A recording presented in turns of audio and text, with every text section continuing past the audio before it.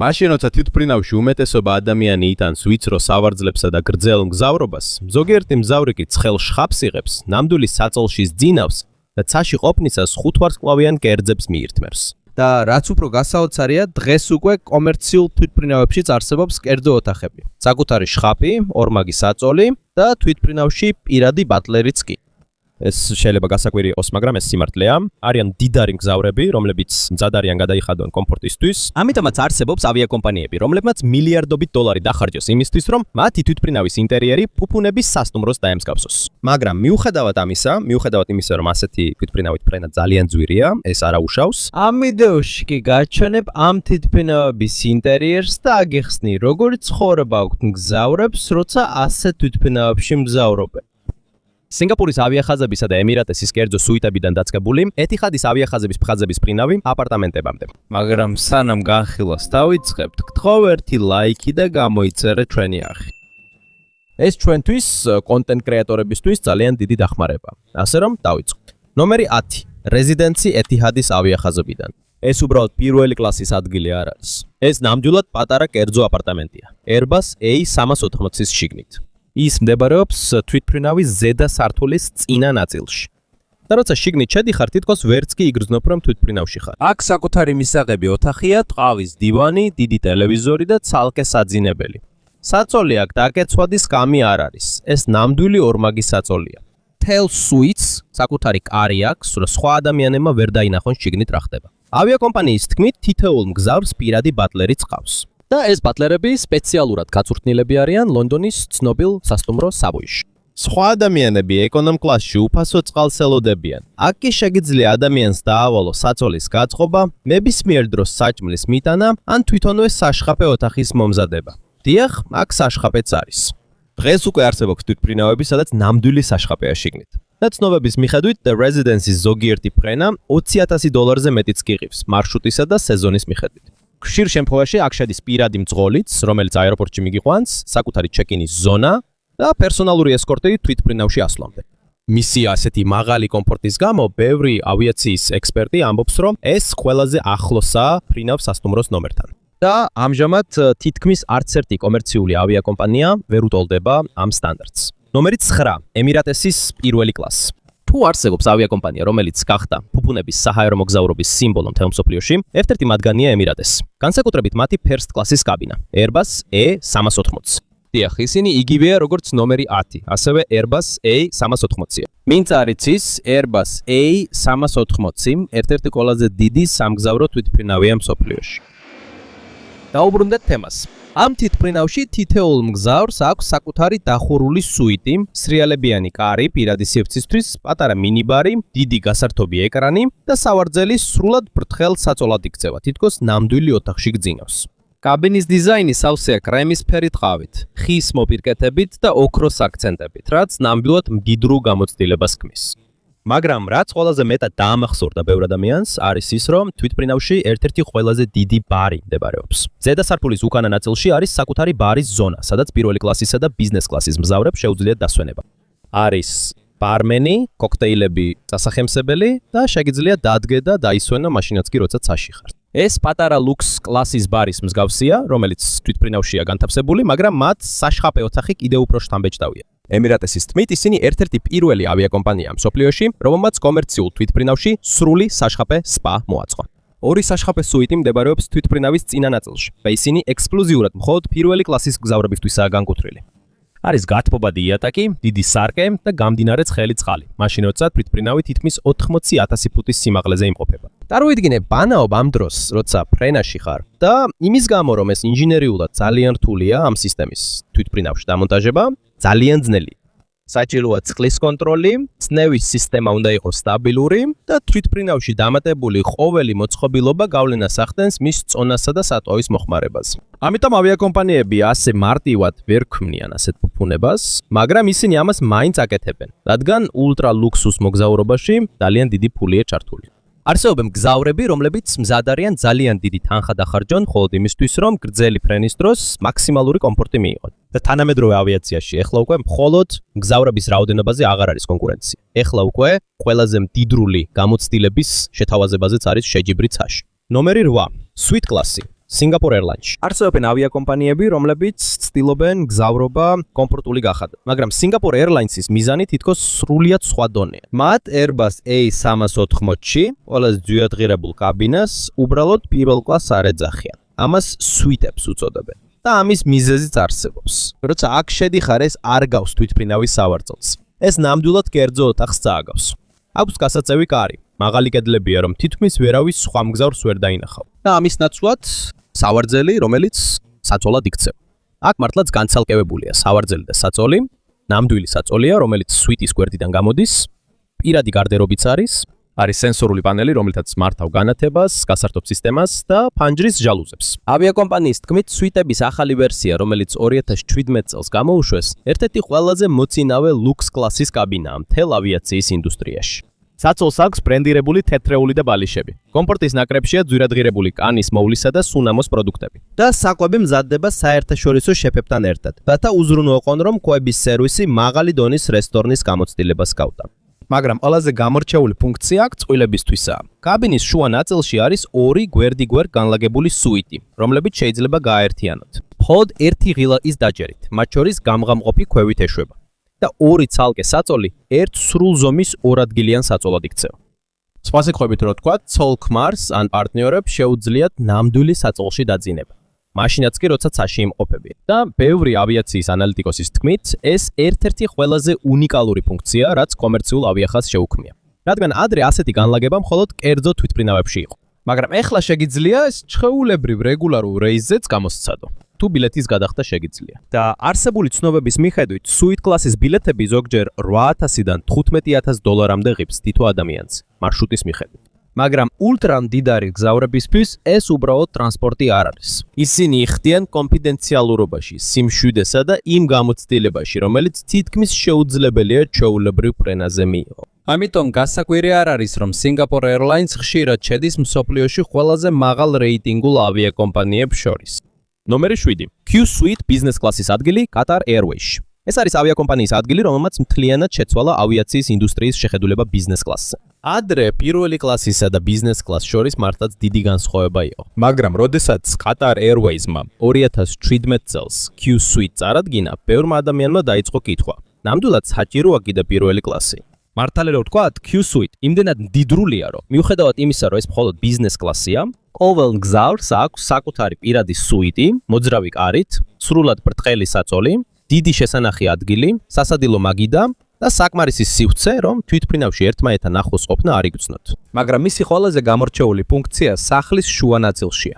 იქ არის 4 ადგილი, რომელიც შეიძლება გადაიქცეს როგორც პირად სასადილო ოთახად. შეგიძლიათ ჩამოსწიოთ გამყოფები 4 ადგილის შორის. და როცა ამას გააკეთებთ, თითქოს საკუთარი პატარა რესტორანი გაქვთ თვითმფრინავში.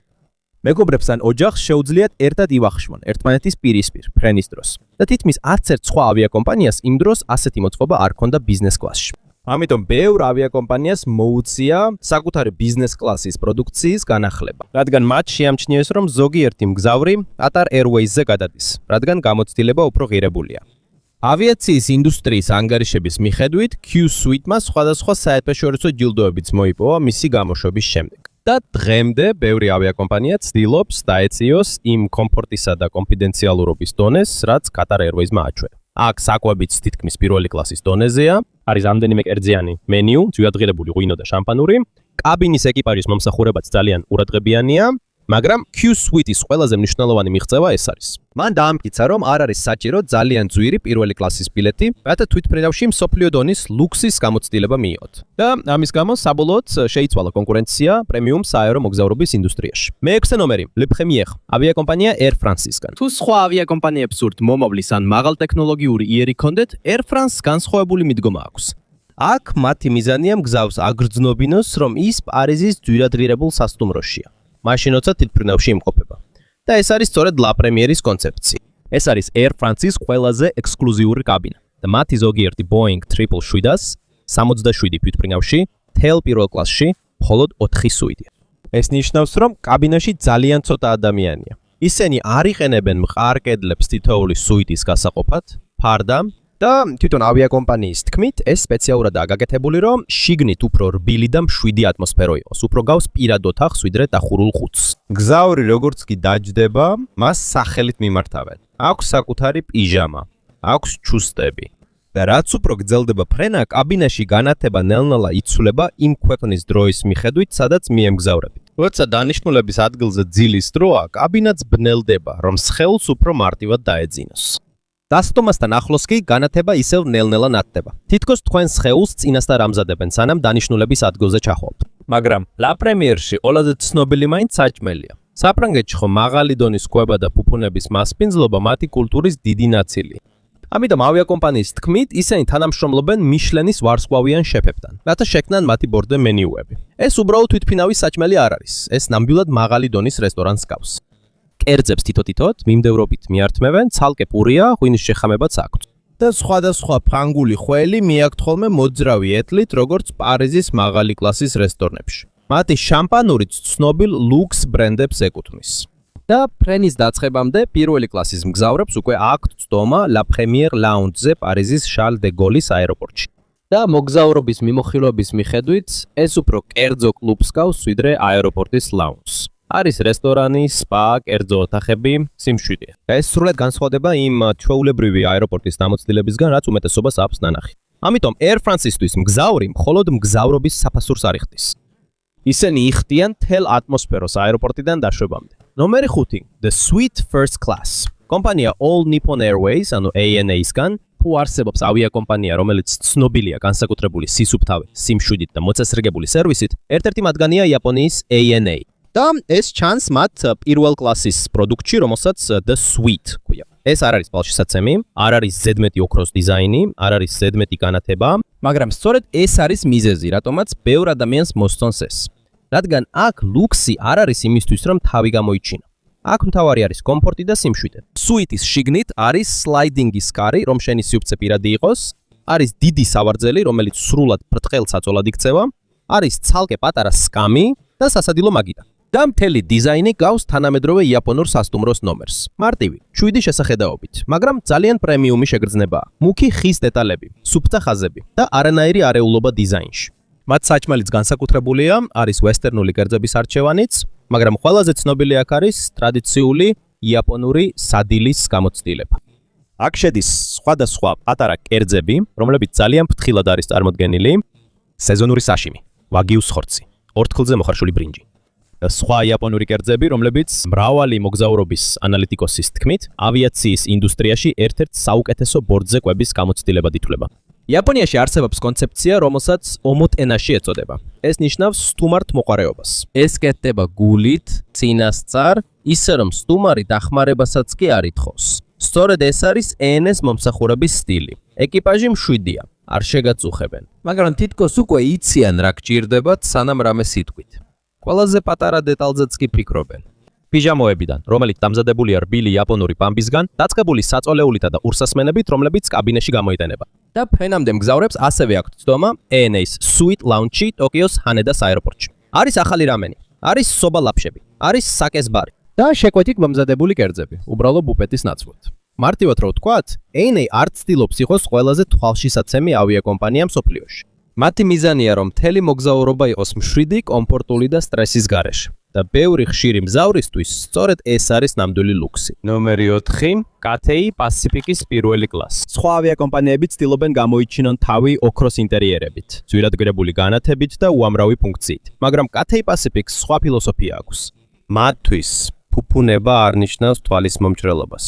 არ გჭირდება უამრავი დიმიკი იმისთვის, რომ გზავრობა პრემიუმად იგრძნო. ზოგჯერ საკმარისია მშვიდი სალონი, დიდი პირადი სივრცე, კარგი საწოლი და ხარისხიანი მომსახურება.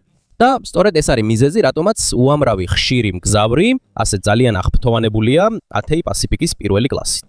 მათი Boeing 767 თვითმფრინავში მხოლოდ 6 პირველი კლასის სუიტია. თითოეულს შორის დიდი მანძილია, ამიტომ არასდროს იგრძნობა სივიწროვე. არსებობს ფართო სავარძელი, რომელიც სრულად ბრტყელ საწოლად იქცევა. არის დიდი გასართობი ეკრანი და მთელი კაბინის დიზაინი ძალიან მარტივია. მუქი ფერები, მეტალის დეტალები, მშვიდი შესახედაობა, ზედმეტი დეკორაციის გარეშე. მაგრამ სწორედ აქ ჩანს მათი მოწყობის ელეგანტურობა. ის გავს თანამედროვე ლუქს სასტუმროს ჰონგ-კონგში. ეს არ არის ის ტიპის ლუქსი, რომელიც გინდა სოციალურ მედიაში გამოაჩინა. ეს არის ის ლუქსი, რომელიც უბრალოდ გინდა დაგამშვიდოს და მოგასვენოს, სანამ დასვენებაში ხარ. ასევე ასეთია მათი მომსახურების სტილიც. ისინი არც ძალიან ხმაურიანები არიან და არც ზედმეტად საუბრობენ, მაგრამ ეკიპაჟის წევრები ძალიან ყურადღებიანები არიან. მაშინვე ამჩნევენ, როცა შენი სასმელი იწურება. ერთხელ რომ უთხრა, იმახსოვრებენ, რა სახის წყალი ან სასმელი გინდა. ისენიც გრძნობენ, გინდა თუ არა საუბარი, თუ უბრალოდ მარტო ყოფნა გირჩევნია. ასევე სავარძლის საწოლად გადაკეთებასაც ფრთხილად და ყურადღებით აკეთებენ. როცა მგზავრი ტუალეტშია, ისინი ამ დროს ათმობენ საწოლს. დაბრუნებისას საწოლი უკვე მზად არის, დუეტი გაშლილია და კაბინაში განათება დაბალია. და შენ თვითონ ვერც კი ხედავ ამ პროცესს. ყველაფერი მარტივია, მაგრამ ძალიან მაღალი კლასის შტაბ-ჭდილებას ტოვებს. მათი საკვებით ცნობილია ავიაციის ინდუსტრიაში. ისინი თანამშრომლობენ ცნობილ რესტორნებთან და შეფებთან, რათა მენიუში აზიური და დასავლური გემოები გააერთიანონ. და მრავალი მოგზაურობის მიმოხილვის მიხედვით, ჰონკონგიდან გამგზავრებულ რამდენიმე რეისზე მიწოდებული დიმსუმი ერთ-ერთ ყველაზე გემრიელ ავიაკომპანიის საკვებად ითვლება მთელ მსოფლიოში. ისინი არ ცდილობენ თავი გამოიჩინონ, მათ ამის საჭიროება არ აქვთ, რადგან Cathay Pacific-თვის ნამდვილი ფუფუნება არის სივრცე, სიმშვიდე და კომფორტი. მესამე ნომერი Lufthansa-ს პირველი კლასის და კერძო ტერმინალი. ბევრ ავიაკომპანიას აქვს ფუფუნების სავარძლები, მაგრამ Lufthansa-მ სხვა რამ გააკეთა. კაბინის გალამაზების ნაცვლად მათ თვითონ აეროპორტის გამოცდილებად შეცვალეს. გერმანიაში ფრანკფურტის აეროპორტში Lufthansa-მ საკუთარი ცალკე პირველი კლასის ტერმინალი შექმნა. და ეს უბრალოდ ლაუნჯი არ არის. ეს ნამდვილად ცალკე შენობაა, მხოლოდ პირველი კლასის მგზავრებისთვის. ეს ნიშნავს, რომ Lufthansa-ს ზოგიერთ მგზავრს აღარ უწევს ჩვეულებრივ აეროპორტის ბრბოსთან შერევა. როცა ტერმინალში მიხვალ, პირადი ასისტენტი მაშინვე შეგხვდება. ისინი იზრუნებენ შენს ჩეკინზე და ბარგზე. და ამის შემდეგ შეგიძლია შენობაში დაისვენო, სანამ ფრენას დაელოდები. არის რესტორანი, ბარი, კერძო ოთახები. ავიაციის მიმოხილვების მიხედვით შენობაში ატმოსფერო ძალიან მშვიდი და ექსკლუზიურია. იმიგრაციაც და უსაფრთხოების შემოწმებაც იქვე ტარდება. ამიტომ აღარ გჭირდება ასობით ადამიანთან ერთად რიგში დგომა მთავარი აეროპორტის ტერმინალში. და როცა შენი ფრენა მზად იქნება, აქ გამოცდილება კიდევ უფრო განსაკუთრებული ხდება. გადატვირთულ გასასვლელთან სიარულის ნაცვლად, შენს დასაყვანად ლუქს კლასის მანქანა მოდის. ზოგჯერ Porsche, ზოგჯერ Mercedes. შემდეგ კი თვითმფრინავთან პირდაპირ მანქანით მიგიყვანე. აეროპორტის ტერმაგზე გადაადგილებისას თავი ფილმის სცენაში გგონია. სხვა მგზავრები გასასვლელთა რიგში დგანან, შენ კი პირდაპირ თვითმფრინავის გვერდით ჩამოდიხარ. და მოგზაურობის ინდუსტრიის ჯილდოების მიხედვით ეს ერთ-ერთი ყველაზე მაღალ რეიტინგული პირველი კლასის მიწისზედა და გამოცდილებაა მთელ მსოფლიოში. რადგან Lufthansa-სთვის ფუფუნება თვითმფრინავში დაჯდომით არ იწყება. ის იწყება მაშინვე, როგორც კი აეროპორტში მიხვა. და ეს არის მიზეზი, რატომაც ზოგიერთი მოგზაური სპეციალურად ირჩევს ფრანკფურტში გავმას. მიუხედავად იმისა, რომ ეს ყველაზე სწრაფი მარშრუტი არ არის, რადგან მათ სურთ Lufthansa-ს პირველი კლასის ტერმინალის სრული გამოცდილების მიღება. ნომერი 2. JAL Sky Suite. პირველი კლასი იაპონიის Lufthansa-სგან. ნომერი 2. GAL Sky Suite. პირველი კლასი იაპონიისგან. არსებობს ავიაკომპანიები, რომლებიც ფუფუნებას მაშინვე აჩვენებენ განათებით, ოქროს დიზაინით და დიდი დეტალებით. მაგრამ Japan Airlines სულ სხვა კლასია. უფრო მშვიდი, უფრო მარტივი, უფრო ფრთხილი. და სწორედ აქ ხდება განსაკუთრებული მათი პირველი კლასი, რომელსაც JAL Sky Suite ეწოდება. Japan Airlines-იც მძიმე კრიზისს გადაურჩა წარსულში. 2010 წელს მან გაკოტრებისგან დაცვის მოთხოვნით მიმართა სასამართლოს. მას შემდეგ რაც უზარმაზარ ვალებში ჩაიძირა. მაგრამ რესტრუქტურიზაციის შემდეგ ავიაკომპანია დაბრუნდა და კვლავ ერთ-ერთ ყველაზე პატივსაცემ გადამზიდავად იქცა აზიაში. ამიტომ მათი JAL Sky Suite თითქოს ახალი JAL-ის სიმბოლოა. არც ხმაურიანი, არც ამპარტავანი, მაგრამ ძალიან დახვეწილი. Boeing 777-ის შიგნით არის ფართო პირველი კლასის სავარძელი, რომელიც სრულად ბრტყელ საწოლად იქცევა. აქვს ხის სტილის პანელები, რბილი ტყავი, კონფიდენციალურობის გამყოფი, დიდი პერსონალური ეკრანი. და არის თეთრეული, რომელიც სპეციალურად კომფორტული ძილისთვისაა განკუთვნილი გრძელ გზავრობაზე. ეს არ გავს ცაში მოწყობილ წვეულების ოთახს. უფრო მეტად გავს მშვიდ იაპონურ პირად ოთახს. სუფთა, მოწესრიგებული და თვალისთვის არაფერია ზედმეტი. მაგრამ Japan Airlines-ის პირველი კლასის ყველაზე ძლიერი მხარე არის საკვებები. განსაკუთრებით იაპონური მენიუ. აქ ნახავ, რამდენად სერიოზულად ეკიდება იაპონია საკვებსა და მომსახურებას. საჭმელს უბრალოდ არ აწყობენ თეფშზე. კერძებს სეზონის მიხედვით არჩევს. გაზაფხულზე მენიუ უფრო მსუბუქი და ახალი. ზაფხულში კერძები უფრო ცივია და გამაგრილებელი. შემოდგომაზე კი სოკოები და თბილი არომატები უფრო გამოიკვეთება. ზამფარში უფრო შესაფერისია წვნიანი, ფესოვანი ბოსტნეული და ისეთი კერძები, რომლებიც კარგად ანახრებს და ათბობს ხელს. თითქოს ისინი მხოლოდ საჭმელს არ გაძლევენ. ისინი თითოეულ თეფშზე იაპონიის სეზონს ყვებიან. არის საშიმი, ბრინჯი, წვნიანი და პატარა კერძები, რომლებიც ფრთხილად არის დალაგებული. თეფშებსა და ჯამებსაც კი არჩევენ ისე, რომ საჭმის ფერსა და იერს შეესაბამებოდეს. სხვა ავიახაზებში ფუფუნება იმაში გამოიხატება, რამდენად ძვირადღირებულია გამოყენებული ნივთები. Japan Airlines-ში ფუფუნება იმაში გამოიხატება, რამდენად ფრთხილად არის შერჩეული თითოეული დეტალი. და როგორც ANA-ში, აქაც ძლიერია ომოტენაშის იდეა. ეს ნიშნავს, რომ უბრალოდ მომსახურებას არ გიწევენ. შენზე ზუნავენ სათანადოდ, მაშინაც კი როცა დახმარებას ჯერ არ ითხოვ.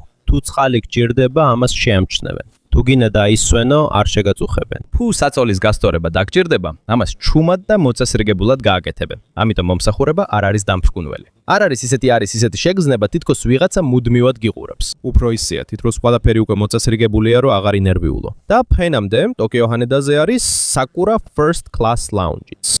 უკვე იგრძნობ ჯალის სტილს. არ არის საჭირო ზედმეტი ხმაური, არც ზედმეტი ბრწყინვალება. თავარია მიზანი იყოს ნათელი. გადააქციო მთელი მგზავრობა მსუბუქად, მშვიდად და მოწესრიგებულად. ნომერი 1. რატომ გას ახლა თვითმფრინავების სასტუმროებს? ბევრი ადამიანი ამბობს, რომ ფრენის საუკეთესო პერიოდი იყო 1960-იან წლებში. ამბობენ, რომ ეს იყო ელეგანტური ტანსაცმლის, თვითმფრინავში სტეიკისა და მგზავრების დრო, რომლებიც ძველ ფილმებში გმირებს ჰგავდნენ. მაგრამ თუ კარგად დააკვირდები, უმეტესობისთვის ეს გამოცდილება ასე ლამაზი არ იყო. ბილეთი ძვირი იყო, ძრავა ხმაურობდა, კაბინაში ბევრი ეწეოდა, თანამედროვე გართობა არ არსებობდა და კომფორტი ძალიან შორს იყო იმასთან, რაც სტრეს გვაქვს. ამიტომ თუ ლუქს კლასის ფრენაზე ვსაუბრობთ, უფრო ძლიერი არგუმენტია, რომ სწორედ ახლა ოქროს ხანა. დღეს უკვე არსებობს ავიაკომპანია, რომელსაც თვითმფრინავში კერძო აპარტამენტები აქვს. შეგიძლია შხაპი მიიღო ღრუბლებზე ყოფნისას. კომერციულ რეისზე ორმაგი საწოლია. ბიზნეს კლასში კი ისეთი კომფორტია, თითქოს პირველ კლასში იყო. არსებობს ავიაკომპანია, რომელმაც საკუთარი ტერმინალი მხოლოდ ყველაზე პრემიუმ მგზავრებისთვის შექმნა. არსებობს იაპონური ავიაკომპანიები, რომლებიც მთელი ფრენა დახვეწილ რესტორანსა და კერძო სასტუმროს ნომერს დაამსგავსეს. ეს მხოლოდ სკამზე აღარ არის დამოკიდებული. ახლა მთელი გამოცდილებაა მთავარი. აეროპორტის ლაუნჯიდან, რეგისტრაციიდან, უსაფრთხოებიდან, ჩასხდომიდან, ყვებიდან, ძილიდან, მომსახურებიდან დაწყებული, ვიდრე დანიშნულების ადგილზე ჩამოსვლამდე.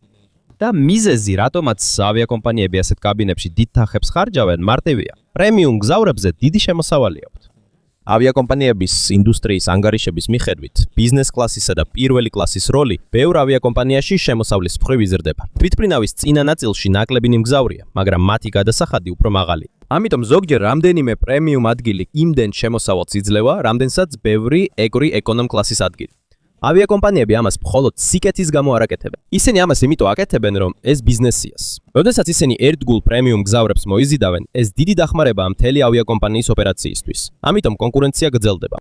არის ავიაკომპანია, რომელიც საწოლს აუმჯობესებს, არის ავიაკომპანია, რომელიც პირადი სივრცის კარს ზრდის, არის ავიაკომპანია, რომელიც საკვებს აუმჯობესებს, არის ავიაკომპანია, რომელიც ლაუნჯს აუმჯობესებს, არის ავიაკომპანია, რომელიც სერვისს უფრო მშვიდსა და პერსონალურს ხდის. და როცა მიმოხილვები, მოგზაურობის ბლოგერები და სოციალური მედია ძლიერდება, მგზავრების მოლოდინიც უფრო მაღალი ხდება. პირველი კლასი, რომელიც რამდენიმე წლის წინ ძალიან კარგი იყო, შეიძლება მოძველებულად გამოიყურებოდეს, როცა კონკურენტი ახალ პროდუქტს გამოუშვებს. ამიტომ ახლა ლუქს კლასის ავიაცია თითქოს შეიარაღების რბოლას გავს. მაგრამ იარაღის ნაცვლად ბრძოლა არის საწოლზე, კონფიდენციალურობაზე, საკვებზე, შხაბზე, ლაუნჯზე და მომსახურებაზე. და ამის გამო მგზავრები, რომლებსაც შეუძლიათ გადახდა, იღებენ ყველაზე კომფორტულ ფრენის გამოცდილებას, რაც კი კომერციული ავიაციის ისტორიაში შექმნილა. ადრე თვითმფრინავი უბრალოდ ტრანსპორტი იყო სხვა ქვეყანაში გადასასვლელად, მაგრამ დღეს ყველაზე მდიდარი მგზავრებისთვის თვითმფრენა გახდა დანიშნულების ადგილი.